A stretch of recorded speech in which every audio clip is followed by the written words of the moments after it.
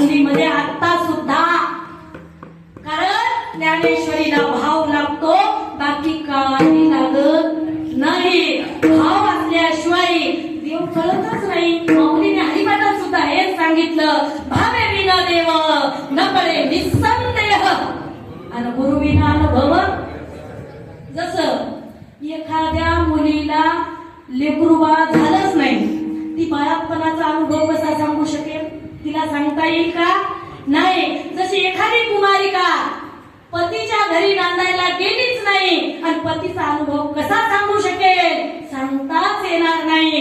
तसं भावे विन देव न कळे निसंदेह, त्यात संदेहच नाही. निसंदेह देव कळणारच नाही. देव कळण्यासाठी भावच लागेल. म्हणून भाव धरून ज्ञानेश्वरी वाचा.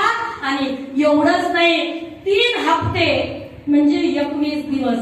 3 हप्ते म्हणजे 21 दिवस जर तुम्ही आळंदीच्या मंदिरामध्ये जाऊन आजान वृक्षाखाली बसून, जर आजान वृक्षाची पाने खाऊन जर ज्ञानेश्वरीचं अनुष्ठान केलं तर तुम्हाला ज्ञानोबाराय जेवायला बोलवायला येतील.